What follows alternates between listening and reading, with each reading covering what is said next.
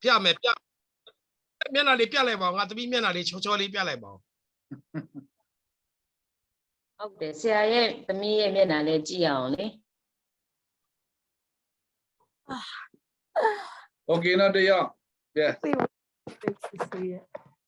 Mà tụi bà ta pia bên lên về. Okay, tụi mi bà taပြန်ပြန်နော်. Andy. Mà qua bà cho nó tụi mi ấy mà. Mấy ba. Cho la. Que se va a la biomra. Tu biomra.ပြောကြည့်တယ်လေကွာဒီ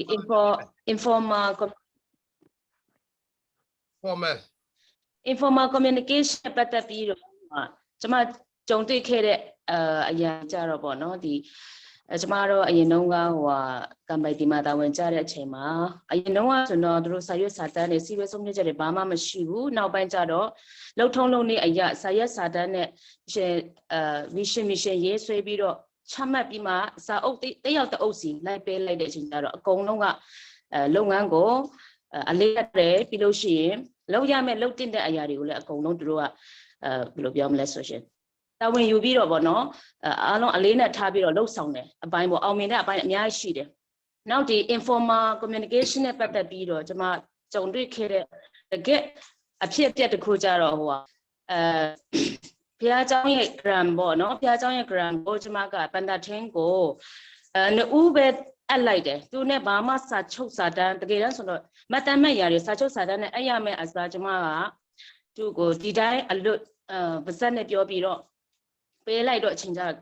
နောက်ပိုင်းကျပျောက်သွားတဲ့အချိန်ကျ तू မတီးဘူးဆိုတဲ့အပိုင်းနေနဲ့ကျမတို့ပြဿနာအများကြီး case အများကြီးဖြစ်ခဲ့တာပေါ့နော်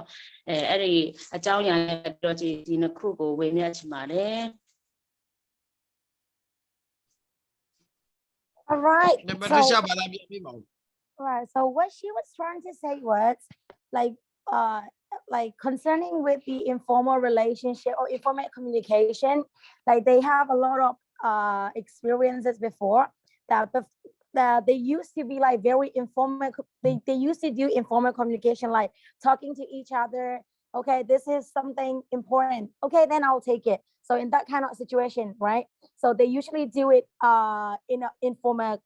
they communicate informally, right, before, but later on when they use it with the document or when they're being serious about the documents and paperwork, then like they've been improving that they move on to that like normal communication or formal communication, and she find that this is really good for them, right? And she find it really have to be a formal communication. It's better than like the informal communication, right? But she has one experience that is very like that was very difficult for her to like she was get into a very hard situation before. It was about the church contract, something very important contract, and she was trying to give it to someone, right? And that document was very important, right? But she was trying to give it to someone and just give it instead of doing with a contract or instead of signing that she had assigned to somebody. So she didn't really do it for that. So she just gave it to someone, and later on the contract for the grant, okay, the grant was missing. So she was trying to ask, I have already like given it to you, right? But where is it? Then I don't know. I didn't even sign for it. I didn't receive it. So like there is no one to blame for that. So that was a very hard situation that she has experienced before, like concerning with the informal communication. Okay, that's good. Yeah. Anyone else? Yeah, not the other. They're done, sir. They're done.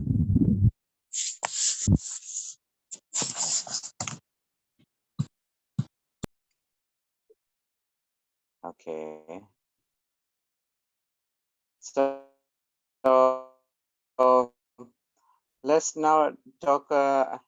about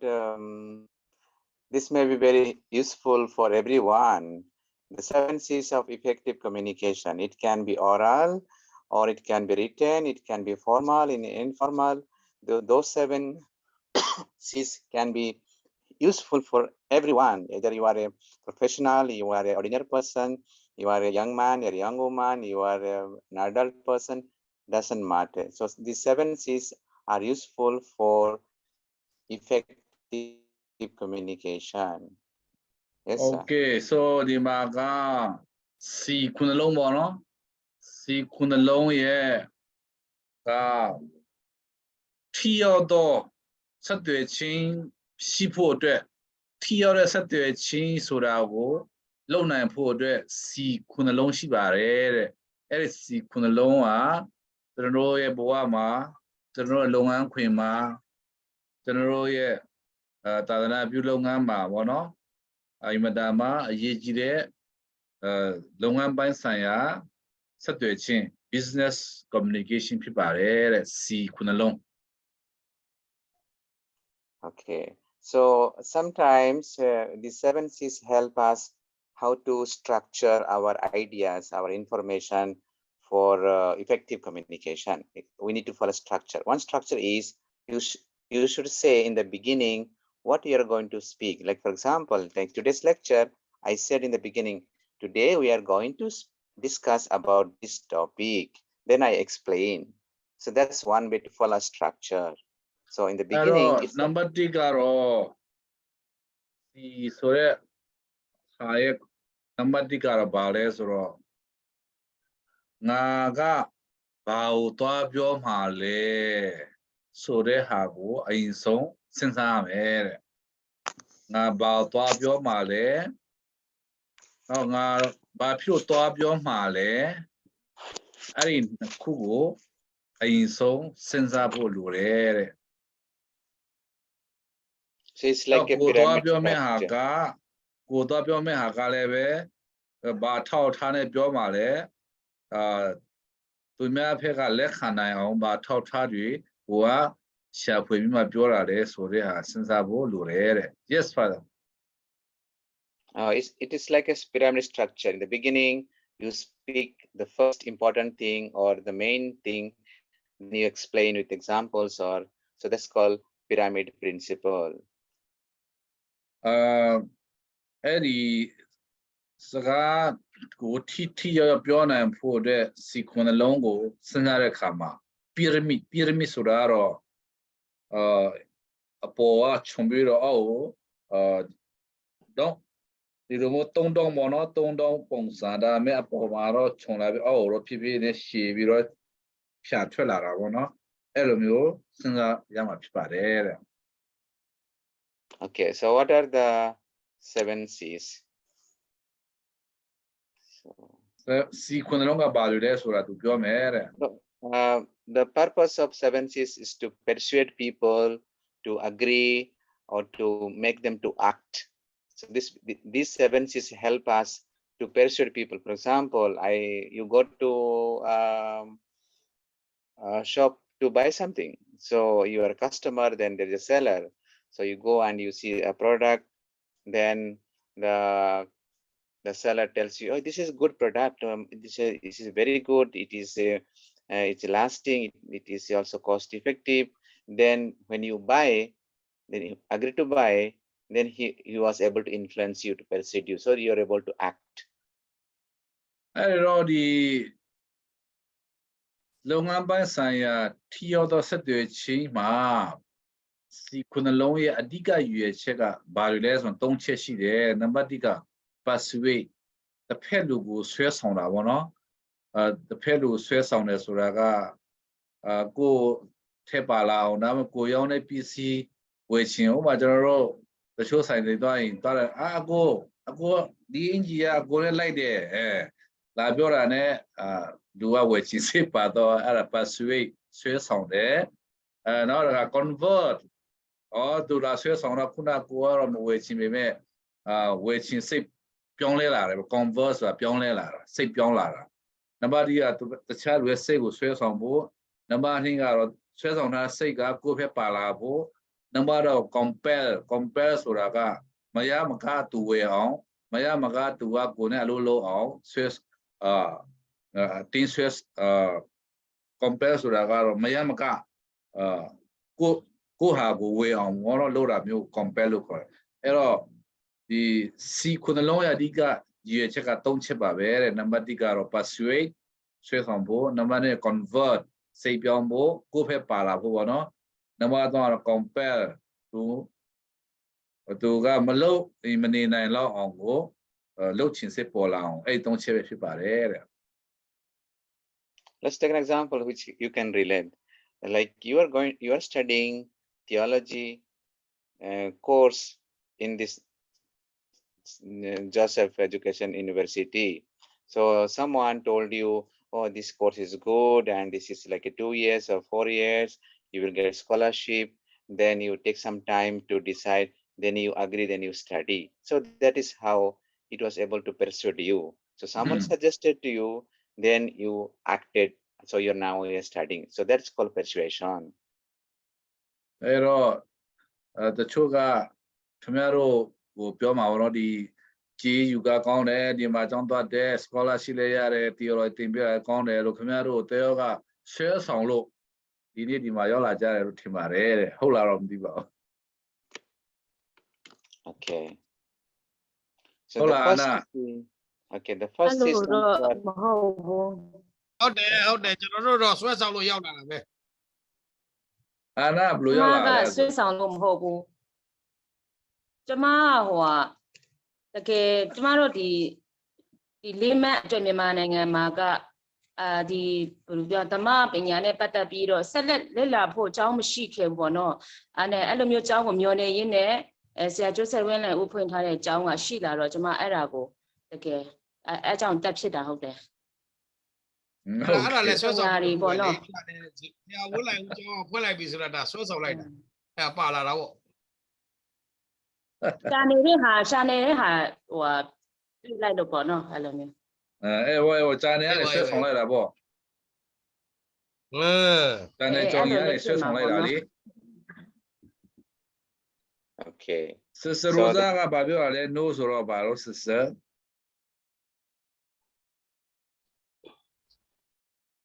ဟုတ်ပါဘူးလို့အဲ့လိုပြောချင်တာ ဘာပြောချင်တာလဲ ဟောဆရာပြောတာကိုပြောတာလေအဲ့ဒါဆွဲဆောင်တာပဲဆွဲဆောင်မှုနဲ့လာတတ်တာလားလို့ပြောတာမဟုတ်ဘူးလို့ပြောချင်တာ အဲ့ဒီအဲ့ဒါဘယ်လိုလာတက်တာလဲလို့ อ๋อ CS ကျမ C7 ထဲမှာဘာဖြစ်နေတာဟုတ်ကွာ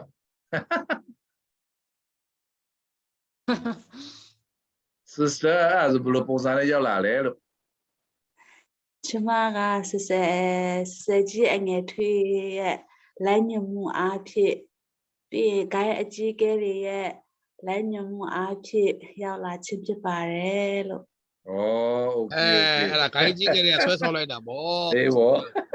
ဂိုင်းကြီး yes brother please continue Okay, that's good. So our first C stands for completeness. Any information, either formal or informal, oral or written, any information should be complete. Because if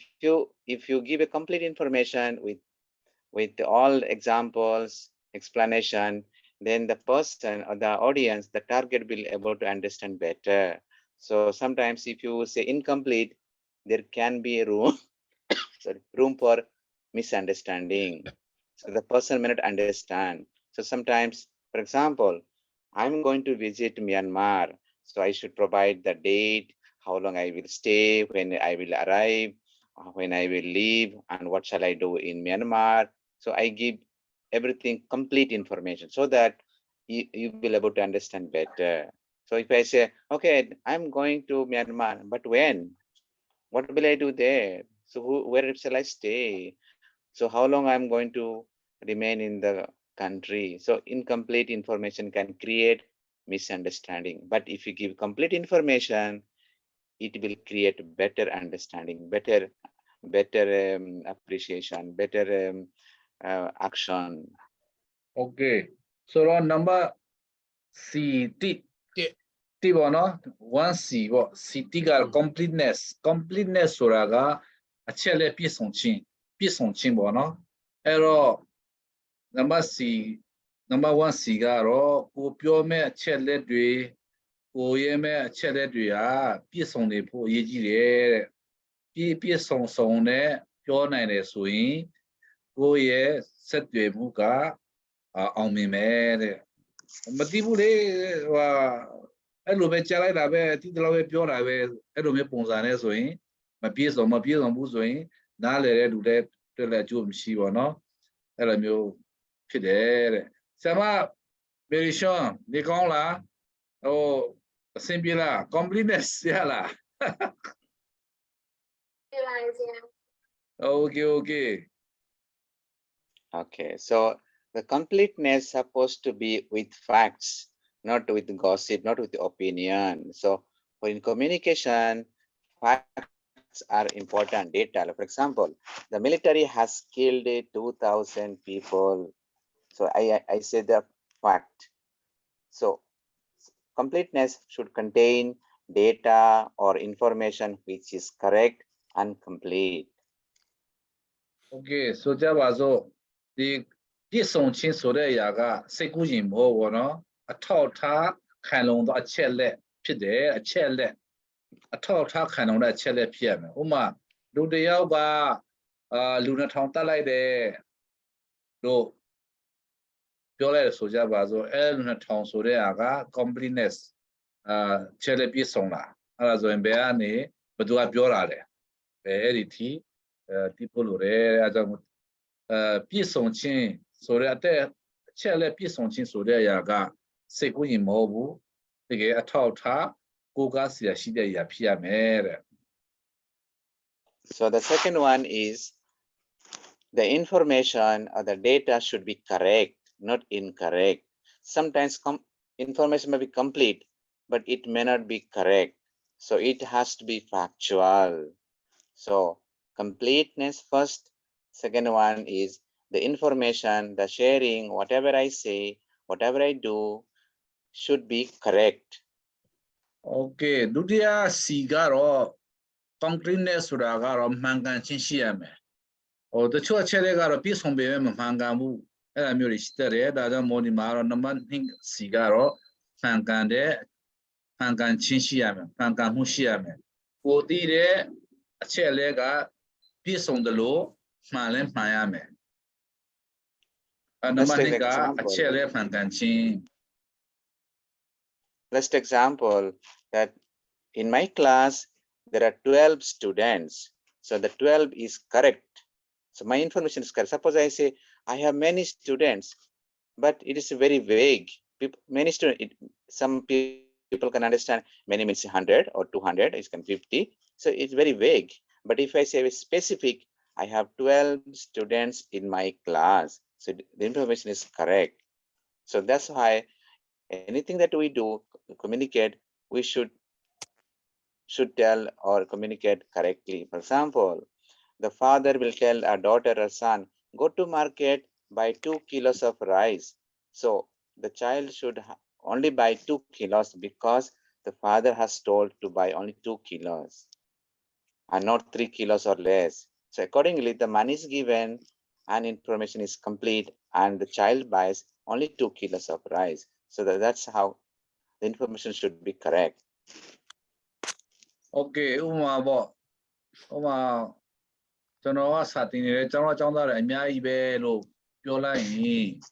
completeness ဖြစ်ပေမဲ့ကျောင်းသားဘယ်နှစ်ယောက်ပါတယ်လဲဆိုတာမပြောတဲ့အတွက်မှန်ကန်ဖို့ခက်တယ်တဲ့ဒါပေမဲ့ကျွန်တော်စာတင်တဲ့ကျောင်းသားက73ယောက်ရှိတယ်လို့ပြောလိုက်ရင်တော့မှန်ကန်တဲ့အချက်လေးရသွားတယ်တဲ့မှန်ကန်မှုပါလာတယ်ပေါ့နော်အဲဒါကြောင့်မို့ပြည့်စုံတာရဲ့နောက်ပြီးတော့မှန်ကန်တယ်ဆိုတာကအဲ့ဒါပြောချင်တာဖြစ်တယ်တဲ့ Okay, the next one is precise or concrete. Any communication should be concrete because if you say ambiguously that, oh, I have many friends, I am talented, these are all ambiguous. Suppose I'm talented in music, I'm talented in dancing, I'm specific, concrete. So I can cook many foods, but what kind of food? I can say, no, I can cook tandoori, I can put American dishes, I can cook European dishes, specific. So those are called concrete information. Or suppose, oh, I know, if I say, I know dancing of what? So no, I know dancing, classical dancing. I know Western dancing or classical music. So this, therefore, sorry, information should be to the point and precise and concrete. တချို့ချက်လေးတွေကနှစ်ခွရှိတဲ့အဓိပ္ပာယ်နှစ်ခွရှိတဲ့အရာတွေပြောရင်တော့ဒါမှန်ကန်မှုအားနည်းသွားတယ်ပေါ့ဥပမာကျွန်တော်အချက်ပြုတ်တော်တယ်ဆိုတဲ့အရာကအဓိပ္ပာယ် ambiguity ဆိုတာကအဓိပ္ပာယ်အများကြီးဖြစ်ပေါ်စေတယ်ပေါ့အဲဒါဆိုကိုကသမားတွေကိုနဲ့ဆက်သွယ်စကားပြောတဲ့အချိန်မှာကျွန်တော်ကအချက်ပြုတ်တော်တယ်လို့ပြောတာနဲ့ကျွန်တော်ကဝတ်သားဟင်းချက်တာတော်တယ်လို့ပြောတာကဝတ်သားဟင်းချက်တာတော်တယ်လို့ပြောတာကဟန်ကန်တဲ့အချက်လေးဖြစ်တယ်ဒါပေမဲ့ကျွန်တော်ချက်ပြုတ်တော်တယ်လို့ပြောတော့ဒါကတော့ambiguity လို့ခေါ်တဲ့မတိချာမြည်ရတဲ့အဓိပ္ပာယ်အမျိုးမျိုးဖြစ်ပေါ်စေတဲ့ဆက်သွယ်ရေးအသုံးအနှုန်းဖြစ်တဲ့ဒါမျိုးရှောင်ရှားရမယ်တဲ့ Okay, the next one is ဆရာအဲ့ဒါလေးဆရာ ဟုတ်ကဲ့ ဆရာအဲ့ဒါနံပါတ်3ချက်လား ဟောနံပါတ်2မှာပဲရှိသေးတာနံပါတ်2အချက်လက်မှန်ကန်ခြင်းဆိုတဲ့ဟာမှာပဲရှိသေးတာအခုမှနံပါတ်3လာမှာ ဟုတ်ပြီ Yes continue father okay. Next one is courteous. It means whatever we say or do, we should speak or do with respect, without offense, without hurting, without making people to shame or about their color of the skin or their hairstyle or their language or about their gender. So that means when you communicate formally or informally, we should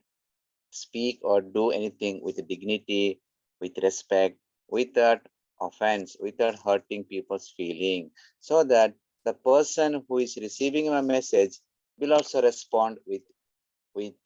respect, or he or she will understand better. အဲ့တော့နံပါတ်3စီကတော့ gorgeous ဆိုတာကတော့လေးစားတမှုပြုခြင်းရှိရမယ်ကိုကစကားတခြားလူတွေကိုစကားပြောတဲ့အခါမှာဆက်သွယ်တဲ့အခါမှာသူတို့စော်ကားတာမျိုးထိခိုက်စေတာမျိုးထိုးနှက်တာမျိုးအဲ့ဒါမျိုးတွေနဲ့အတုံးနှုံးနဲ့စကားမပြောရဘူးတဲ့ကိုကစကားသူများကိုပြောတဲ့အခါမှာသူများကိုလေးစားရရောက်တဲ့စကားတွေဖြစ်ရမယ်သူများကိုယူတည်တာသူများကိုအားပေးတာသူများကိုရှင်းမှုတာအဲ့ဒါမျိုးလေးစားမှုပြုတဲ့အတုံးနှုံးတွေပဲတောင်းရမှာဖြစ်ပါတယ်တဲ့ကြားတဲ့လူတွေကိုခါတီးစေတဲ့အတုံးနှုံးမျိုးမတုံးသိမ့်ဘူးတဲ့အဲ့ဒါမှသာလေကိုရဲ့တခြားသူတွေပေါ်ဆက်သွယ်ရေးကထီရောက်မှာဖြစ်တယ်တဲ့ And this is how, like parents and student teachers in early education, they teach students to be courteous, how to be respectable, how to behave, how to speak, how to sit, how to talk, how to use respectable words, gestures, expressions. That's part of become courteous. ဥပမာစာသင်ကျောင်းမှာဆိုရင်ဆရာမတွေကကျောင်းသားတွေကိုယဉ်ကျေးခြင်းနဲ့ဆက်ဆံတယ်ယဉ်ကျေးခြင်းနဲ့ပြောတယ်ဥပမာကျောင်းသားတွေကိုလည်းပဲဆရာမတွေကဘယ်လိုစကားပြောရမလဲဥပမာကျွန်တော်တို့ငယ်တော့ဆိုရင်လူကြီးရှိရောက်ရင်လက်ပိုက်ပြီးတော့ခါလေးကျိုးပြီးတော့လူကြီးရှိပါလမ်းလျှောက်ရမယ်ဖြတ်သွားမယ်ကောင်းကြီးရမယ်အဲ့ဒါမျိုးတွေပေါ့ gorgeous ဆိုတဲ့သူများကိုလေးစားမှုပြုတဲ့အပြုမှုအပြောဆိုနဲ့ဆက်သူများကိုဆက်သွယ်ပြောဆိုရမှာဖြစ်တယ်တဲ့ဥပမာစာရေးတဲ့အချိန်မှာတောင်းမှခါကြလေးစားပါတော့နော်ဆရာတော်ဖျားနောက်လေးစားပါတော့ဥက္ကဋ္ဌကြီးလေးစားပါတော့နော်ဒါကပါလေ gorgeous ကိုသူပြောချင်တာဖြစ်တယ်အဲ့လိုမျိုးတော့ဟဲ့အောင်ကမင်းစီစာရေးလာတယ်အဲ့လိုမျိုးမလုပ်ရဘူးလို့ပြောချင်တာနော် So it's part of our communication, either you're an employee or you're a private person or you're in the house. We continuously become courteous to people so that if we respect, we talk dignified manner, people also will respect, people will also understand better. Suppose we become very abusive or we use offensive language or gestures, people will get mad with us or angry with us. They will not respect us because I am not behaving well, I'm not speaking well, I am not very pleasing character, or I'm in the office or I'm in the house. people will also do the same because I'm not courteous. တခါကျရင်အလုပ်ရှင်နဲ့အလုပ်သမားကြားမှာပေါ့နော်ငါတစ်သေးပဲဆိုပြီးတော့အလုပ်သမားတွေကိုဆဲတာအော်တာဆူတာမျိုးတွေလုပ်တာမျိုးတွေရှိတတ်တယ်အဲ့ဒါမျိုးတွေကတကယ်တမ်းဆိုရင်မကောင်းဘူးတဲ့အလုပ်သမားတွေကအလုပ်ရှင်ကိုမယူတည်ဘူးပေါ့နော်အဲ့ဒါကြောင့်မို့အလုပ်ရှင်ကလည်းပဲအလုပ်သမားတွေကိုယူတည်တည်လေးစားမှုပြုတဲ့ဟာနဲ့တောင်းရမယ်အဲ့ဒါမှသာလည်းအလုပ်သမားတွေကအလုပ်ရှင်ကိုယူတည်မယ်ပေါ့နော် Okay, the next one is brevity or to the point. Any message should be to the point. It should not be very long, very lengthy. Suppose like in a convention or in a speech or in a writing, people wants to be concise. That's why in the part of education, teachers teach the students, you should answer this question in 50 words, in 100 words, in 1 page, on 2 pages. Like in the church, we are taught to speak on Sunday 6 to 7 minutes or 10 minutes. On weekdays, only 3 to 4 minutes. So because people have no time to listen very long or to read very long pages. That's why any communication, if it is concise, to the point, people will remember and understand better. Number 5 C ကတော့ concise ဆိုတာလူရင်းတို့ရှင်းပြောခြင်း လေးပဲရှိအောင်ပါဆရာခဏလေးဆရာ तू က400ခုနပဲ Pacific and Father concrete Yes. တစ်ခေါက်မပြောတဲ့ဟာ he's asking number 3 is precise and concrete is under 2 or Okay. It's correct. You can remove that word precise. I will remove that word precise. Okay, it's correct. Okay. It's supposed to be concrete, not precise. I will remove that. Okay. so Okay, is that's it under correct. 2 No. I just remove that word precise later. This is concrete. So it's concrete. So I will remove that. He's correct. Okay. Precise and concise the same word. Okay. okay Okay. okay အဲ့ဒီတော့ဆရာမဆိုလာပြောတဲ့ဟာကအဲ့ဒီရှေ့က precise နဲ့အခု concise ကအတူတူပဲ Okay. နော် So လူရင်းတို့ရှင်းကိုပြောဆိုတတ်ခြင်း ဆရာအခုက နံပါတ် तू ကနံပါတ်5တက်လိုက်တော့ကျွန်တော်တို့ရှိမှာအခုက4ချက်ပဲဖြစ်နေတာ I think it's not 5 I think it's a 4 father yes, because of my typing. Yes, it is true. I will remove the number. Don't worry. okay the students are very good in numbering Yes, I will remove. I will correct and send you. Okay. ဟုတ်တယ်လေမလေးပါတဲ့ဆရာမဆိုလိုက်နံပါတ်လေး okay Okay, အဲ့တော့ so- နံပါတ်လေးကလူရင်းတို့ရှင်း never mind ပေါ့ the နော် number. concise Okay. In this connection, if you remember this word here, kiss, keep it short and sweet. It's easy to remember this. So any information should be kiss. You know people kissing. So if you remember, keep it short and sweet. That's the meaning. So it is easy to remember. So အဲ့ that's တော့ why. ဒီ concise ဆိုရဲတူတူနဲ့ဒီလူရင်းတို့ရှင်းပြောဆိုခြင်းဟာအတူကောပြီး kiss လို့ခေါ်တယ် kiss ဆိုတာနားတာပေါ့နော်ဒါမဲ့ဒီမှာရှိတော့ keep it short and sweet ချိုလေးနဲ့တူလေးပဲပြောပါတဲ့အဲ့ဒါကို concise လို့ခေါ်တယ်တဲ့ Like for example, ဒီ when we တော့ရှိပြီးမှတချို့ဆိုရင်ခွက်ယူလာခဲ့လို့ပြောတာကိုမပြောမဟုတ်ဘူးဟိုအိမ်ထဲကိုဝင်ဟိုဖက်ကွေးပြီးတော့အောက်ငုတ်ကြည့်ပြီးမှအဲ့နာကရှိတဲ့ခွက်အဲ့ထဲမှာခွက်ဖြူထဲမှာအသေးဆုံးယူလာခဲ့ဆိုဒီကြောရမ်းရှိတာမျိုးပေါ့တကယ်တော့အိမ်ထဲတွားပြီးတော့ခွက်ယူလာခဲ့လို့ပြောလိုက်ပြီးတဲ့ဟာပဲဒါပေမဲ့ concise မဖြစ်တဲ့လူကြတော့ဒီကြောရှိတယ်ဒီမှာတော့လူရင်းတူရှင်းကိုပဲပြောပါတဲ့အဲ့ဒါဆိုရင်နားထောင်တဲ့လူတွေလည်းပဲကြိုးရှိတယ် why we need to be concise or precise to the point, because of attention of people is very short. So you have to always remember people have no time for attention, very long documents, long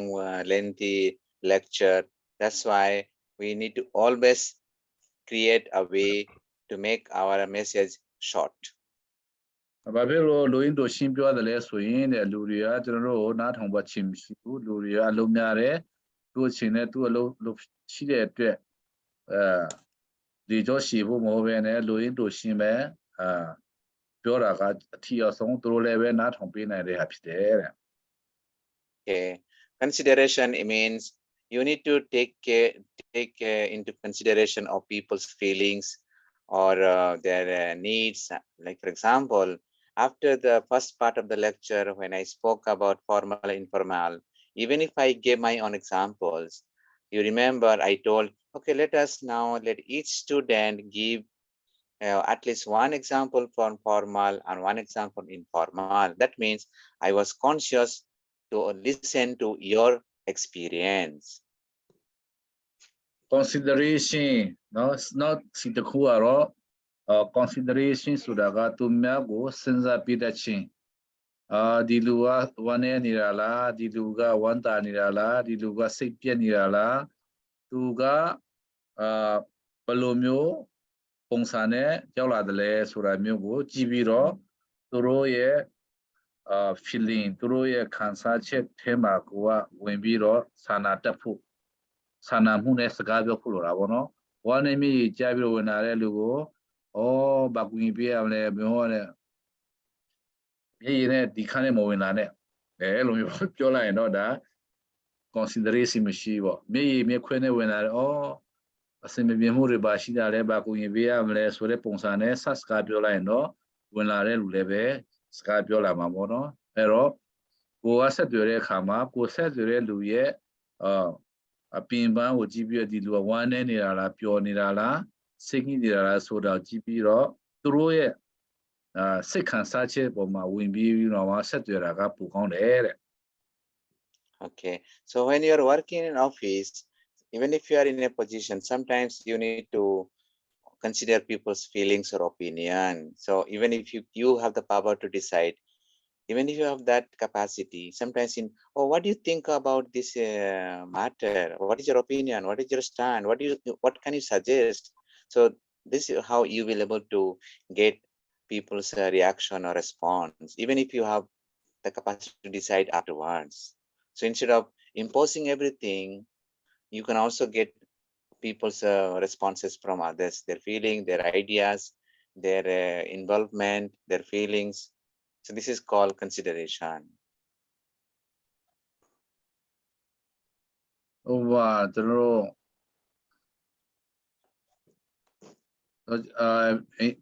Midasu Tukuma Skamela, Yona, Ludio, Yola Kama. Don't a morning, Mina, Common Yola be there. Lujiga Cobia do in Babylon, don't jara there. Chinzia, Madiula, Bayane or Sulay, Polua, Polola Treme, that way, or Tuna Tom and Piton and a one, Elumobene. Anybody who knows that Basin Biale, Suda Mune, Mide Ponsanga, Kuala Kajain, to pay the original to Pilo, and not Jara, but to make a case Basso Biro to a cake leve, Yambi Rogin Pipio, so 9 and air, Azamo, or the Chanlu will set the Sagabio Kama. The Pelu, yet Chinu, Ted doing Senza Biro Pio, so Chinapi, go yes at the Ilanjanga Biro, Tia or me mere. Okay, those of you are married, having husband, wives, you know, sometimes spouses ask the opinion of wife or husband about certain matters, about something, about a personal matter, about office matter and all. Sometimes, even if the person is not involved, the ideas can be good. For example, my father was a teacher and my mother was housewife. Sometimes my father used to ask some opinion about something to my mother, even if my mother was not illiterate. So my mother would give some suggestions to my father, and my father sometimes listened to my father. So that's called consideration. The Choga appear to Matilda Amir, Amira Matilda Pimire, Echima,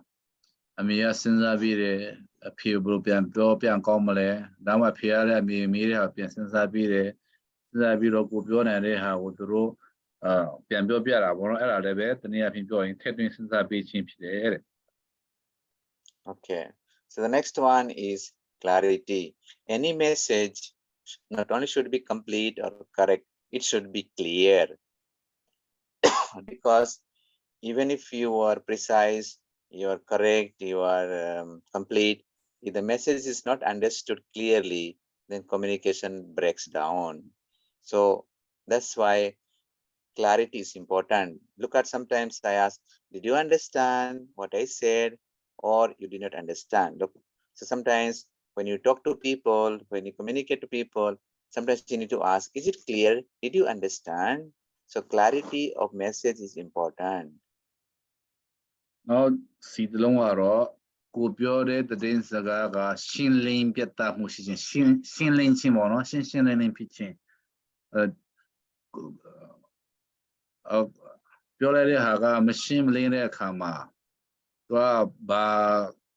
Piampioma, Madu Kajay, Goro Pure, Dame, Atan Ture, the Pia Lua, Shin Madibu. The Halijan Leve, Gubule Haratano Twere, Gubega, Nalem, Muga Luenere, Ba Gubochinalem, the Dajula Gesoro, Daro, TV, Badale, Da, Nachon Shide, Ero, Shinsinani, Pide Kajaro, Alolore Leve, Dokayan, Not on it, Leve, Dokayan, the Kajay, General of Piano, a good general, Lunga the Kuloni, Adam about machinery as a Lugidia, General Sabola, Logi Lava, General GP letter. And to a Mikum Biamia Minira, General Gina to Namle, General to Pure the Robert Pimabe, the house or Chimpimabe, General Joseph GPR. Machine to build a level machine go here to machine error, the neighbor to Jare. To be ma, Siabio, Chinaga, the Lola, General the Lobe, Nale, Loba, maybe ma, Maho Budi Loba, so many chin sign, to be ma, to build China, Hago, General Shindore, Shimabe, to Lochinagua, Yabiro, Peace Supin and Abono, Ajamo, go build a cheleha, Shinling, get up, whatever, look at there. Okay, so those 7 C's can be applicable for either in writing or in speaking.ရှိဘူးအဲဒါကြောင့်တက်ကနေပြန်ပြီးတော့တစ်ခုချင်းပြောခိုင်းလိုက်ခေါင်းစဉ်ပဲပြောခိုင်းလိုက်တော့ကျွန်တော်တို့လိုက်ရေးလို့ရတော့အခုက6ပါပြီးသွားပြီသူက Father, they said there is only 6C. 6C, did I miss one? I don't know. Where did I leave one? I think I left one. Anyway, I will correct and send you. Okay, so no problem. Okay. I'll add. I'll check once again and I'll send you with that. Okay. Yeah. So since it's time, we'll stop here. So let me summarize all that I said. In the first part, we discussed about formal communication and informal communication. In the second part, we discussed about the 7 C's of communication, which are very helpful for us. So my suggestion is make use of these input for your work, for your personal life, for your professional life. Okay, to all of Piachona, Piacho Beva, Piacho de Havaro, the Kuna Pure Harry, Piachona, what error. The Kunaloaro, Queboa, Debe Fique Longa, Kundebe Fifi, Machine P, go on Mayon, Mulan John Bubin and Ayadi Pide, Eri Si Kunalo, Boama, Amirame, the Tombi Puluare, Lopiochima people, no? ခက်တာဆရာကျွန်တော်တို့မေးတော့သူကမရှိဘူးပြစီ9လုံးကဒီမှာကျွန်တော်တို့စီ6လုံးမရနေအဲကြောင့်တလုံးကဘောခုနပြောဖို့မေးတော့တလုံးကသူပြန်ပို့ပေးပါမယ်မနေ့ပြန်ရမှာသူအခုပြန်လုပ်နေတယ်ထင်ပါတယ်ဒီမှာဆရာမင်းနံပါတ်1က completeness နံပါတ်2 concrete နေတယ်လေနံပါတ်3က precise and concrete number 4 က continue အဲ့ဒါဆရာမဟုတ်ပြောတယ် precise and concrete လားလို့အဲ့ဒါနံပါတ်3ကနံပါတ်4မှာပါပါပြီလေတစ်ခွပြောစီ Number size. Number 6 consideration. Number 9 clarity. 200 copy ဟိုသိတယ်ခေါင်းတော်ကြီးကျွန်တော်သိတယ်အဲ့ဒီမှာ presence and communicate ကအဲ့ဒါနံပါတ်3လားလို့ပြီးတော့မဟုတ်ဘူးလို့ခုနကပြောလို့ ပြန်ပြောမယ်နော် number 1က clear convey clear ဘောနော် clear ကြံခဲ့တယ်ထင်တယ် clarity number 2က concise ကတိကျခြင်း number 3က concrete ခိုင်မာချက်နဲ့ခိုင်မာခြင်းပေါ့နော်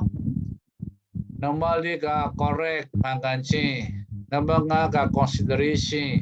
သူများဆက်တဲ့စဉ်းစားခြင်း number 6က complete ပြည့်စုံခြင်း number 9က gorgeous လေးစားတဲ့မှုပြုခြင်းခုနှစ်ပြပါတယ် Okay. ပြလားဆရာ So is there any questions? Any questions or ပြန်ပြောပါ completeness အချက်လက်ပြည့်စုံခြင်းက1နံပါတ်2က concreteness အချက်လက်မှန်ကန်မှုရှိခြင်းနံပါတ်3က precise and concrete. presence and concrete ကနံပါတ်3လားလို့မေးတော့ဆရာမဟုတ်ဘူးပြောလို့လေ Okay. I will correct that. I will correct. No worry. Yes, later. clear ပါမှာလေ clear နောက်ဆုံးဟာလေ ဟုတ်တယ်နောက်ဆုံး okay အဲ့ဒါမနေ့ပြန်ရပါကျွန်တော်လည်းကြည့်ပြလိုက်ပါဦးမှာ Okay. So further there is assignment they want to share the group. Yes. Please. Okay, I'm done. Okay, yeah, that will be nice. Okay, please. Okay, thank you. Samya Sola share မယ်နော်မနေ့က ရတယ်လေ ရှင်းပြလိုက်နော် မနေ့ကလူတွေနည်းနည်း Okay ရှင်းပြ Oh, that's nice. Okay. အဲ့ဒီပါတဲ့ social media ဆိုတာတဲ့လူထုဆက်သွယ်ရေးဘာသာရပ်ဖြစ်ပြီးတော့တဲ့ကမ္ဘာပေါ်မှာရှိတဲ့လူများတဲ့လူများသာမကားတဲ့တိရစ္ဆာန်များမှာပါအချင်းချင်းဆက်သွယ်ဆက်ဆံမှုရှိနေရပါတယ်တဲ့ထို့သောဆက်ဆံအဲ့လိုဆက်ဆံရတဲ့အကျိုးရှိဆက်ဆံအသုံးပြုနိုင်မှုအတွက်လူတိုင်းသင်ယူသင့်တဲ့ဘာသာရပ်တစ်ခုဖြစ်ပါတယ်လို့သူကစပြီးအစချီပြောတာပေါ့နော်လူများနဲ့ဆက်သွယ်ရတယ်နဲ့ဆက်သွယ်ရေးအင်္ဂါရပ်9ခုရှိပါတယ်တဲ့အဲ့ဒီအင်္ဂါရပ်ကိုအခြေခံထားပြီးတော့ဆက်သွယ်ဆက်ဆံခြင်းပြီးအောင်မှာဖြစ်ပါတယ်တဲ့အဲ့ဒီအင်္ဂါရပ်9ခုကတော့တဲ့မိမိမှအခြားသူကိုဆက်သွယ်တဲ့နံပါတ်1လေတိလို့ပြောလေ နံပါတ်1မိမိမှအခြားသူကိုဆက်သွယ်တဲ့ရည်ရွယ်ချက်တဲ့အဲ့ဒါမိမိကအခြားသူကိုဆက်သွယ်တဲ့အခါမှာတဲ့ရည်ရွယ်ချက်ရှိရမယ်တဲ့ဆက်သွယ်တဲ့အခါမှာသူများရဲ့ကောင်းကျိုးရဖို့လားသူများကိုစိုးကျိုးဖြစ်စေဖို့လားသူများကိုစိတ်ချမ်းသာမှုပေးဖို့လားအကျိုးရုပ်အောင်ပြောမယ်ဆိုတဲ့ရည်ရွယ်ချက်တွေနဲ့ပြောဆိုဆက်ဆံတာတွေရှိတယ်တဲ့ဒါကြောင့်မလို့ဆက်သွယ်တဲ့အခါမှာရည်ရွယ်ချက်ကောင်းတဲ့ဆက်သွယ်တာအကောင်းဆုံးဆိုတဲ့အချက်နံပါတ်1ပေါ့နံပါတ်2ကဘသူကိုဆက်သွယ်မလဲကိုဆက်သွယ်တဲ့လူကိုဘသူကလက်ခံမှာလဲဥပမာဆိုရင်ကျွန်တော်ကဘသူ့ကိုဆက်သွယ်မှာလဲဆရာကြီးကိုလားဘသူ့ကိုလဲအဲ့လိုဆက်သွယ်မဲ့ဟာကိုလဲကြည့်ရမယ်တဲ့အဲ့လိုဆက်သွယ်တဲ့အခါမှာတဲ့မိမိကနေဆက်သွယ်တဲ့လူရဲ့မိမိကဆက်သွယ်တယ်ဆိုရင်တဲ့မိမိကပေရင်ဖြစ်တယ်တဲ့နောက်ပြီးတော့မှလက်ခံတဲ့လူကတော့မိမိရဲ့ဆက်သွယ်မှုကိုလက်ခံလိုက်တဲ့လူကပန်းနိုင်ဖြစ်တယ်ဆိုတာကိုနားလည်ဖို့လိုအပ်တယ်တဲ့နံပါတ်3ကတော့ကိုတော့ပြောတဲ့အကြောင်းအရာခေါင်းစဉ်ရှိရမယ်တဲ့မိမိပြောဆိုတဲ့အကြောင်းအရာခေါင်းစဉ်ရှိရမယ်အဲ့လိုပြောဆိုတဲ့ခေါင်းစဉ်တွေကဥပမာအပြင်ပြောရွှင်တဲ့သတင်းလားဝမ်းနေတဲ့သတင်းလားဘလို့အချက်လဲဆိုတဲ့ဟာကိုလည်းခေါင်းစဉ်ရှိရမယ်တဲ့နံပါတ်4ကတော့ဆက်သွယ်ရေးလမ်းကြောင်းဆိုတဲ့နေရာမှာမိမိဆက်သွယ်တဲ့ဟာမှဆိုဖုန်းတို့နော်တယ်လီဖုန်းတို့ဒိုဒီမို့တခုပေါ့ဟိုဂျူရုစနစ်နဲ့လားအဲ့လိုဤပညာတွေဆက်သွယ်ရေးဆက်သွယ်ပုံကိုသိရှိနားလည်ရမယ်တဲ့ဂျူရုနဲ့ဆက်သွယ်တာတွေ TV ကနေဆက်သွယ်တာတွေ Zoom နဲ့ဆက်သွယ်တာတွေဖုန်းနဲ့ဆက်သွယ်တာတွေအဲ့ဒါတွေကိုလည်း Viber နဲ့ဆက်သွယ်တာတွေ Messenger နဲ့ဆက်သွယ်တာတွေ messenger ရဲ့ဆက်သွယ်တာတွေအဲ့ဒါကြီးကလည်းဆက်သွယ်ဖို့ဆက်သွယ်နည်းကိုလိုအပ်ပါတယ်တဲ့အဲ့အင်္ဂါရနံပါတ်5တော့ဆက်သွယ်ရေးစနစ်တဲ့ဆက်သွယ်ရေးစနစ်မှာစနစ်2မျိုးရှိတယ်တဲ့နံပါတ်5ရောက်ပြီဆရာဆက်သွယ်ရေးစနစ်မှာဆက်သွယ်ရေးစနစ်2စားမျိုးရှိတယ်တဲ့ဆက်သွယ်တဲ့အခါမှာစကားနဲ့ဆက်သွယ်တဲ့ပြောဆိုခြင်းရှိတယ်တဲ့စာဖြင့်ရေးသားဆက်သွယ်ခြင်းလည်းရှိတယ်တဲ့တချို့နေရာမှာဆိုအတန်နဲ့ဆက်သွယ်ခြင်းရှိတယ်အတန်မဲ့အမူအရာနဲ့ဆက်သွယ်ခြင်းရှိတယ်လားတွေတော့ထို့အပြင်အဲ့ဒီအပြင်နဲ့အရေးသားနဲ့ဆက်သွယ်ခြင်းအရေးသားမဲ့ဆက်သွယ်ခြင်းဆိုတာလည်းရှိတယ်တဲ့ဘာသာစကားအမျိုးမျိုးနဲ့ဆက်သွယ်ခြင်းလည်းရှိတယ်တဲ့အဲ့လိုဆက်သွယ်တဲ့အခါမှာတချို့တွေကဘာသာစကားအများကြီးပြောနိုင်တယ်တဲ့ပြောပြီးတော့မှဘာသာစကားအများကြီးနဲ့ပြောဆိုဆက်သွယ်တယ်တချို့ကတော့ဘာသာစကားတစ်မျိုးပဲတမ်းပြောက်ပြီးတော့ပြောဆိုဆက်ဆံတာတွေတွေ့ရတယ်တဲ့အထူးသဖြင့်တော့တဲ့ကြောက်တက်တဲ့လူအများစုကတော့တဲ့ဘာသာစကား3မျိုးလောက်ကိုတမ်းပြောက်ပြောဆိုဆက်သွယ်နိုင်တာကိုလေ့လာတွေ့ရှိရတယ်တဲ့နောက်တုံ့ပြန်မှုတုံ့ပြန်ဆက်သွယ်ခြင်းနံပါတ်6ကတော့တုံ့ပြန်ဆက်သွယ်ခြင်းအဲ့တုံ့ပြန်ဆက်သွယ်ခြင်းဆိုတာကတော့မိမိကပြောဆိုလိုက်တဲ့အခါကိုတခြားနေပြီးတော့ပြန်တုံ့ပြန်တာဟေးငါပြောတာကြားလားဟေးဆိုရင်ကြားပါတယ်ဆိုရင်အဲ့ဒါတုံ့ပြန်ဆက်သွယ်ခြင်းကလည်းဆက်သွယ်ခြင်းနီလာတစ်မျိုးဖြစ်ပါတယ်တဲ့နောက်နံပါတ်9ကစုညံမှုဆက်သွယ်ရေးလမ်းကြောင်းမှာစူးစူးညံညံနဲ့ဆက်သွယ်တဲ့အရာမျိုးတွေလည်းရှိတယ်တဲ့အဲ့လိုဆက်သွယ်တဲ့အရာတွေကဘာလဲဆိုဥပမာဆိုတိတ်ဂီတာတီးဝိုင်းနေစူညံနေအောင်တိခတ်ပြီးတော့မှပရိသတ်နဲ့ဒီအဆိုတော်နဲ့ဆက်သွယ်တဲ့အရာမျိုးကိုဖျော်ဖြေခြင်းမျိုးနဲ့ဆက်သွယ်တဲ့ဟာကိုလည်းစူးစူးညံအတန်စူညံမှုနဲ့ဆက်သွယ်တဲ့အရာတွေလို့အဲ့လိုမျိုးအင်္ဂါရ9ခုရှိတယ်တဲ့အဲ့ဒီအင်္ဂါရ9ခုကိုအခြေခံပြီးတော့လူတွေကဆက်သွယ်နေကြတယ်တဲ့အဲ့ဒီအပြင်နဲ့ဆက်သွယ်ရေးပုံစံ type နော် type 5မျိုးရှိတယ်တဲ့အဲ့ type 5မျိုးကလည်းကဘာပေါ်ရှိသတ္တဝါတွေအကုန်လုံးကဆက်သွယ်နေတယ်နံပါတ်1 type ကတော့တဲ့မိမိတူဒီစဉ်းစားဆက်သွယ်ခြင်းပုံစံ intra communication ဆိုတာတဲ့မိမိဘာသာမိမိတယောက်တည်းပဲထိုင်ပြီးတော့မှကိုယ့်အကြောင်းကိုစဉ်းစားတာဒုတိယတရားထိုင်တာကမ္မထမ်းထိုင်ပြီးတော့ထောက်ရှုတာစိတ်ထဲကနေပြီးတော့ဖះကိုဆက်သွယ်နေတာမျိုးမိမိဘာသာမိမိတွေးတောစိတ်ကျင်ထောက်ရှုနေတဲ့အရာကိုလည်းintra communication လို့ခေါ်ပါတယ်တဲ့နံပါတ်1ပုံစံကတော့တဲ့တယောက်နဲ့တယောက်ဆက်သွယ်ခြင်း inter communication အဲ့ဒါကတော့တဲ့အိမ်အောင်စုတစ်ခုမှာတဲ့မိသားစုတစ်စုမှာတဲ့ခင်မောကနေဇနီးတွေကိုဆက်ဆံတာမျိုးပြောဆိုဆက်ဆံတာဆက်သွယ်တာမျိုးသားသမီးနဲ့မိခင်ဖခင်တွေကိုသားသမီးတွေကဆက်သွယ်တာမျိုးပြောဆိုဆက်ဆံတဲ့ပုံစံဖြစ်ပါတယ်တဲ့ဒါကတော့မိမိအိမ်အောင်စုအတွင်းထဲမှာပဲဆက်သွယ်တာပေါ့အဲ့ဒီဆက်သွယ်တဲ့ကပပမမအဲ့ဒါမျိုးပေါ့နော်ဒါမျိုးဆက်သွယ်တဲ့အရာကိုတော့ intra communication လို့ခေါ်ပါတယ်တဲ့နံပါတ်3အချက်ကတော့တဲ့ပုံစံနံပါတ်3ပုံစံကတော့တဲ့တဦးတယောက်မှအများကိုဆက်သွယ်ခြင်းပုံစံတဲ့ one to many communication တော့တယောက်ကနေအများကိုဆက်သွယ်တာအဲ့တဦးမှအများကိုဆက်သွယ်တဲ့ဟာတော့ဥပမာဆိုရင်တဲ့ဖះเจ้าမှာရှိတဲ့ဘုန်းကြီးတွေပေါ့နော်ယဟန်တော်တွေကနေပြီးတော့ဘာသာဝင်တွေကိုနှုတ်ကပတ်တော်ဟောပြောခြင်းတွေမျိုးပေါ့နော်ဘုန်းကြီးတစ်ပါးတွေကနေပြောလိုက်တဲ့ခါမှာဘာသာဝင်အများကြီးမစတက်နေတဲ့ဘာသာဝင်အားလုံးကဒါကိုလက်ခံသူ့ရဲ့ပြောဆိုမှုကိုလက်ခံပြီးနားထောင်ပြီးဆက်သွယ်တာပေါ့ထိုဒီ၎င်းပဲနိုင်ငံတနိုင်ငံအကြီးအကဲတိုင်းပြည်သမ္မတကနေပြီးတော့မိကွန်းပြောတာပေါ့မိကွန်းပြောတဲ့ခါတိုက်သူပြည်သားတွေကနားထောင်ပြီးအဲ့မိကွန်းနားထောင်ခြင်းအပြင်တိုက်သူပြည်သားတွေနဲ့သမ္မတဆက်သွယ်တာပေါ့ထိုဒီကောင်ပဲအစိုးရတစ်ခုကနေပြီးတော့အမိန့်တစ်ခုထုတ်လိုက်တယ်ပေါ့ထုတ်လိုက်ပြီးတော့ဒါကိုလိုက်နာရမယ်ညမထွက်ရဘူးလိုက်နာရမယ်ဆိုတဲ့အရာတွေကိုလည်းဒီအားဖြင့် one to many communication လို့ခေါ်တဲ့တယောက်ကနေပြီးတော့အများကိုဆက်သွယ်တဲ့ပုံစံမျိုးစနစ်က type number 3ဖြစ်ပါတယ် type number 4ကတော့အုပ်စုတစ်ခုနဲ့တစ်ခုဆက်သွယ်ခြင်း group to group communication အဲ့ဒါတော့အဖွဲ့တစ်ခုကနေအဖွဲ့တစ်ခုကိုဆက်သွယ်တယ်ပေါ့ဥပမာဆိုရင်နိုင်ငံတနိုင်ငံရဲ့စစ်တပ်ကနေပဲတခြားနိုင်ငံမှာရှိတဲ့တပ်မတော်ကိုဆက်သွယ်တဲ့ဟာမျိုးနိုင်ငံတနိုင်ငံရဲ့အစိုးရအဖွဲ့နဲ့အခြားနိုင်ငံမှာရှိတဲ့အစိုးရအဖွဲ့ကိုဆက်သွယ်တာမျိုးချင်းကတော့တစ်ဖွဲ့ကနေတစ်ဖွဲ့ကိုဆက်သွယ်ခြင်း group to group communication လို့ခေါ်ပါတယ်တဲ့နံပါတ်5 group ကtype ကတော့တဲ့အုပ်စုသေးတစ်ခုမှအုပ်စုကြီးသို့မဟုတ်အများအတွက်ဆက်သွယ်ခြင်းပုံစံနဲ့ mass communication လို့ခေါ်တယ်တဲ့အဲ့ဒီအားကြတော့တဲ့အဖွဲ့ကြီးတစ်ခုသို့မဟုတ်အုပ်စုတစ်ခုကနေပြီးတော့တဲ့သတင်းစာတွေပဲထုတ်လိုက်တယ်တဲ့အဲ့မှာသတင်းစာတွေပဲထုတ်လိုက်တဲ့ခါမှာအဲ့သတင်းစာတစ်စောင်ဖြန့်ဝေလိုက်တဲ့ခါမှာ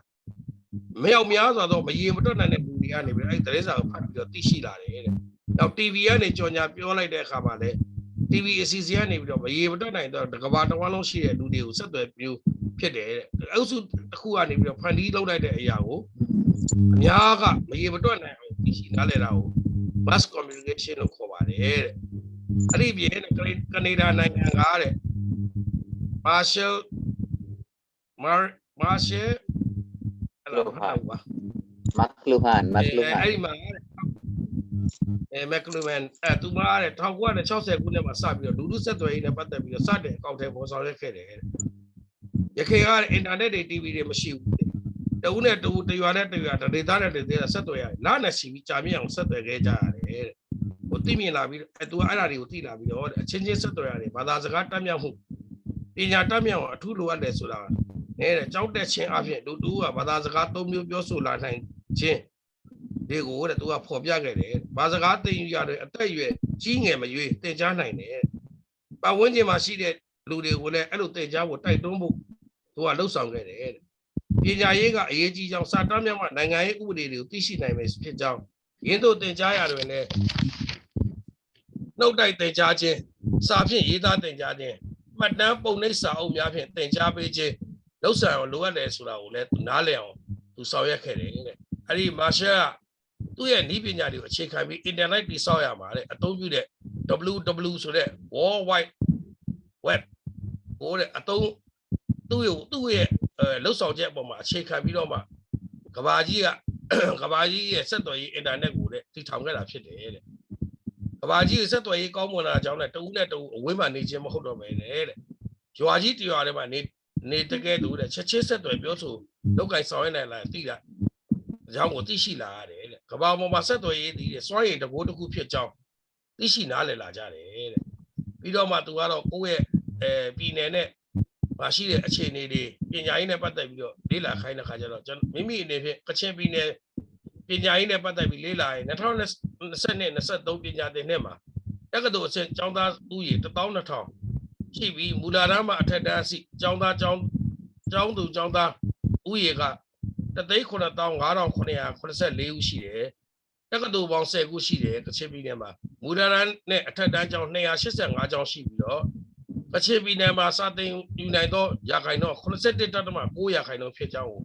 လေ့လာသိရှိရပါတယ်ဆိုပြီးတော့သူရဲ့ဒုတိယဧကုန်းကိုလည်းပြန်ပြီးတော့မှတင်ပြထားခြင်းဖြစ်ပါတယ်လို့မနေ့ကကျောင်းမတက်ခဲ့ရတဲ့လူတွေကဒါကိုအကြမ်းမြင်လေးသိထားမယ်ဆိုရင်တော့ဒီနေ့နဲ့ပြန်ပြီးဆက်မိပြီးတော့မှ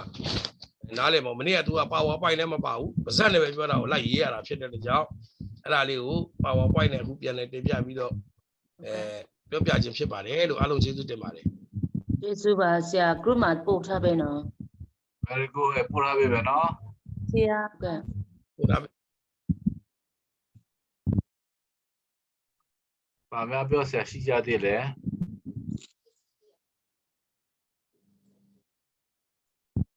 very good father Your very student is good. perfect. So, yeah, congratulations. Let's give a very good presentation. That's nice to summarize. But however, I summarized yesterday's. I will also send you the Word file what I spoke yesterday in English, so they can share also. So that I'll send you after some time. Yes, you can share me by email, and then I will share them by Viber again for that. Okay. So our assignment for tomorrow can be just write how you are able to make use of those 7 C's for formal or informal communication in your own life, either in a personal life or in a professional life. Just so you can write an example. How will you make use of those 7 C's for your personal or professional life? Also cite an example for each. So that would be quite, yes. Okay, can you say again, Father? Sorry, I missed. What was they do? How will they make use of, or how they have made use of the 7 C's in their personal life or professional life for their effective communication. So they can cite an example. Okay, so the 7CO ကိုဘဝမှာဘယ်လိုအသုံးချမလဲဆိုတဲ့ဟာကိုဥပမာလေးနဲ့ရေးပြီးတော့ assignment မနေ့ပြန်တင်ပေးရမယ်တဲ့နော်တပတ်တစ်ခါမို့တော့ဒီဖုန်းကြီးကတကယ်တစ်ခါ assignment လာမှာ လေ နည်းနည်းပြောကြပါဦးကျွန်တော်လည်းမတတ်တာဘူး assignment တစ်ခါလောက်ရတာလေရပါတယ်လောက်ရပါဦး assignment ပြင်းတဲ့လူတွေကတော့မကရော Or sir, အေးကျွန်တော်ပြင်းနေမှာဟို assignment တော့မပြီးနိုင်ဘူးဖြစ်နေသူ assignment ကိုလည်းလုပ်တယ် what was the negative? အောင်းပါလေ They said instead of every night they prefer to have like 3 nights for one assignment per 3 nights because they are busy during the day for their works. Okay. That's fine. Okay. So you can take like 2 days. It's okay. Yeah. Okay, so တော့ကျွန်တော်ပြောပြလိုက်ရလေသူတို့ကလည်းနေမှာအလုပ်လုပ်ရတယ်ဆိုတော့ညရဲ assignment လို့အဆင်မပြေဘူးပြောလိုက်အဲ့တော့assignment တစ်ခုကို2ရက်ပြီးမယ်2ရက်အတွင်းပြီးအောင်တော့လုပ်ပေးပါရတယ်နော်အဲ့တော့မနေ့ပြန်ရမောတစ်ဖက်ခါရနော် ဟိုလေ 7C တခုပဲเนาะဆရာ ဟုတ်တယ် 7C ကိုပါ ဟာ ဘောကဘယ်လိုအသုံးချမလဲတဲ့ 7C နဲ့ပတ်သက်ပြီးဘောကဘယ်လိုအသုံးချမလဲဆိုတော့ဥပမာနဲ့တဲ့ အဲ့ အဲ့ဒါ တော့ ရေးပါတဲ့ ဈေးတွေကတော့ဈေးတွေ ဘာ ပေါ့ မပါဘူးเนาะ ဗါလဲ formal informal မပါဘူးเนาะ လုပ်လို့ရတယ်လေဒါပေမဲ့ဒါကဘာမှမလိုဘူးလေအဓိကအရေးကြီးတာ 7C ပဲလေ 7C မှာကလည်းပဲဒါ formal နဲ့ informal နဲ့နှစ်ခုစလုံးသုံးလို့ရတာပဲလေနော် ဆိုတော့ formal informal တော့မပါဘူး 7C ကိုပဲသူကပြောချင်တယ် So for each they could set an example like because they made use of 1C. What was the good or bad? For example, in your life, you did not say or did not do an example complete information. Because of the incomplete information, there was misunderstanding. People did not understand. People did not do the work. Then the people got angry. So like that. So sometimes either positive or negative that has happened in your life. အဲ့တော့ဒီ 7C မှာလည်းပဲအကောင်းကြီးပဲမဟုတ်ဘူးအခါကျရင်လည်းမကောင်းတာလည်းဖြစ်နိုင်တော့ဥပမာကိုကရှင်းလေးမပြောလိုက်တဲ့အခါမှာတစ်ဖက်ကဒေါသထွက်လာမျိုးကြုံဘူးတယ်ပေါ့ဥပမာဆိုကြပါအဲ့မျိုးလည်းဖြစ်နိုင်တယ်ပေါ့ကျမကရှင်းလေးပြောတဲ့အတွက်ဟိုဘက်နားလေလုံးဝအဆင်ပြေတယ်လို့အဲ့လိုမျိုးကြီးပဲအဆင်ပြေတဲ့အကြီးပဲရေးတာမျိုးမဟုတ်ဘဲတချို့အရာတွေကအဲ့လိုပြောလို့အဆင်ပြေဘူးဒီလိုမရှင်းလေးတော့ဒီလိုမမှန်ကန်လို့အဆင်မပြေဘူးဆိုတာမျိုးတွေလည်းပဲရေးလို့ရပါတယ်တဲ့အကောင်းကြီးပဲမဟုတ်ဘူးတဲ့ Okay. Yeah. So that would be enough. Yes. So it can take 2 days. 2 days is so you have some time for writing and reflecting. Yes, so very good. Thank you. I also learned 7C. So yeah. Okay. Thank you so much, sir, and thank you to all of the လို့ sisters သေးရနော်ဟိုတော့ဟိုဆရာလုံးလို့သေးရမနေ့ကပြောပြပါဦး အေးပါ Okay, so မနေ့ကမလာတဲ့လူတွေတွေ့တော့ Father Santosh Digal, right? The name is yeah, I'll write here the name. Yes. Yeah, how to pronounce the last name? The Digal, D-I-G-A-L, Digal. Okay, Father Santosh Digal က India နိုင်ငံကဘုန်းကြီးဖြစ်တယ် India နိုင်ငံ Are you religious or diocesan priest? I'm a diocesan priest. Yes. သူကရိုးသာသနာရိုးဘုန်းကြီးကိုင်းပေါ့နော်ဗမာလိုပြောရိုးသာဘုန်းကြီးကပေါ့သူတို့စင်အသိကိုင်းတော့မဟုတ်ဘူးဒါပေမဲ့သူဖိလစ်ပင်းမှာနေနေတာဆိုတော့ဖိလစ်ပိုင်နိုင်ငံမနေတာနဲ့ခုစာတင်ပေးနေဟမ် ကျောင်းတက်နေရလားသူ They ask you for are you studying or are you working there? Yes, I'm studying in a university, PhD in communication. I was also working Radio Veritas Asia for 1 year, but I resigned. Okay, သူက social communication ဘာသာရပ်နဲ့ပတ်သက်ပြီး ဒေါက်တာဘွဲ့ယူဖို့လုပ်နေတာဆိုတော့ကျောင်းတက်နေတယ်ကျောင်းသားနော်နောက်ပြီးတော့ RBA မှာလုပ်ခဲ့တယ်အခုပြန်လာလိုက်ပြီတဲ့တော့သူလည်းကျောင်းသားမျိုးလည်းကျောင်းသားနဲ့ကျောင်းသားစာတင်ကြတယ် တော့ master ပြီးတဲ့ကျောင်းသားကြီးဗျသူက master ပြီးလို့ doctorate အတွက်ကိုလုပ်နေတာဆိုတော့ ဟုတ်တယ်နော်အဲ့တော့သူကအိန္ဒိယနိုင်ငံသားဖိလစ်ပိုင်မှာကျောင်းတက်တယ်ဖိလစ်ပိုင်မှာဆိုတော့အခုဆိုရင်7နှစ်ထိုးပြီညတကောင်ရောက်နေပြီနော်ဆိုတော့စာတင်ပြတယ်ဗောနော်အဲ့တော့အင်မတန်မှကျေးဇူးတင်ရမှာဗောနော်ကျွန်တော်တို့လည်းပဲအဲ့လိုပဲ online နေပြီးတော့သူနဲ့ကျွန်တော်နဲ့တခါမှပြင်မှာမဆုံးဘူးအင်တာနက်ကနေပဲဆုံးတာဗောနော်ဆိုတော့သူကကူရင်တောင်းတော့သူလည်းတင်ပြတာဗောနော် Okay, so thank you very much. Good night, Father, everyone. We meet you tomorrow evening again. Thank you. Okay, I just want to say one thing. The last one. On Saturday, on Friday, on the Friday, maybe all students should tell either they're able to understand or not able to understand for the week, so that we will able to know. Okay, just tell us on Friday what you liked, what you don't like, is it useful or not useful on Saturday, Friday. Okay. တောက်ကြနေကြရင်ねသူတင်တဲ့ဟာနဲ့ပတ်သက်ပြီးတော့မကြိုက်တဲ့ဟာကြိုက်တဲ့ဟာတွေလည်းပဲပြန်သုံးသပ်တဲ့ဟာပြောပြကြပါတဲ့တယောက်ချင်းစီပေါ့နော်ဒီလိုပုံစံတော့ကြိုက်ဒီဟာတော့မကြိုက်ဘူးဒီဟာတော့ကောင်းတယ်မကောင်းတဲ့မျိုး feedback ပေါ့ feedback feedback. You remember restricted the feedback, so that's feedback on Friday. Okay, on Friday. So that's all. Thank you so by much. The way, sir, in which university? And good night. In which university are you studying now?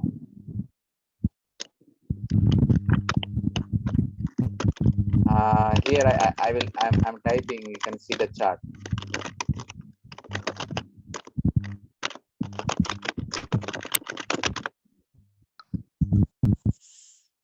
Bye. So, take to my University of Philippines, Diliman. Okay. University of the Philippines, Diliman. So they take to my no? Yeah, this is a government university. Yes. Okay, that's so you take to Shibare. Okay, so thank you everyone. Good night.